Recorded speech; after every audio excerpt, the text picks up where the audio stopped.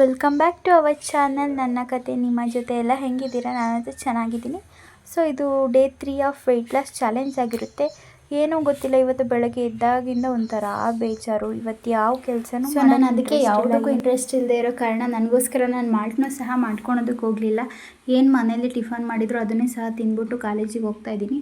ಮತ್ತು ಕಾಲೇಜ್ಗೆ ಹೋಗೋದು ಅಂತಂದರೆ ನನಗೆ ಒಂಥರ ಎಲ್ಲ ಅವಸರ ಆದಂಗೆ ಆಗ್ಬಿಡುತ್ತೆ. ಈ ಕಡೆ ಮಾಡೋದು, ಆ ಕಡೆ ಹೋಗೋದು, ಕಾಲೇಜಿಗೆ ಹೋಗೋದು, ಹೆಂಗೆ ಮಾಡೋದು ಅಂತ ಯಾವುದನ್ನು ನೀಟಾಗಿ ಮೇಂಟೈನ್ ಮಾಡೋದಕ್ಕಾಗೋದಿಲ್ಲ ಒಂದೊಂದು ಸಲ, ಹಂಗಾಗ್ಬಿಡುತ್ತೆ.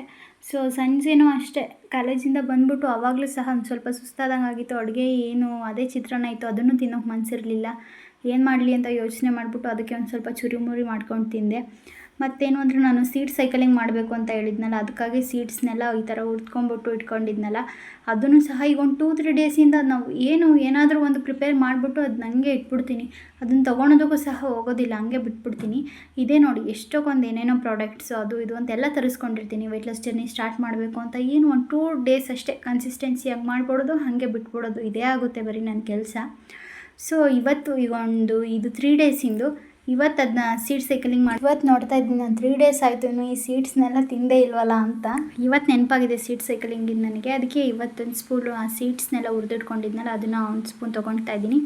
ಆ್ಯಂಡ್ ಏನು ಅಂದರೆ ಇವತ್ತು ಯಾವುದೇ ಬೆಳಗ್ಗೆ ವೆಜಿಟೇಬಲ್ ಜ್ಯೂಸ್ ಕುಡ್ದಿಲ್ಲ, ಏನೂ ಇಲ್ಲ. ಆದರೆ ನೈಟ್ ಮಾತ್ರ ಇದೊಂದು ಪೌಡರ್ ಮಾಡಿ ಇಟ್ಕೊಂಡಿದ್ನಲ್ಲ, ಅದು ಡಿಟಾಕ್ಸ್ ಡ್ರಿಂಕ್ನ ಕುಡಿತಾ ಇದ್ದೀನಿ. 3 ಡೇಸಿಂದ ಅಂದ್ಕೊಳ್ತಾ ಇದ್ದೆ 10K ಸ್ಟೆಪ್ನ ಕಂಪ್ಲೀಟ್ ಮಾಡಬೇಕು ಅಂತ, ಬಟ್ ಆಗಿರಲಿಲ್ಲ. ಇವತ್ತು 10K ಸ್ಟೆಪ್ನ ಕಂಪ್ಲೀಟ್ ಮಾಡಿದ್ದೀನಿ. ಸೊ ಇದಾಗಿತ್ತು ಇವತ್ತಿನ video. Thank you for watching. Do subscribe my channel.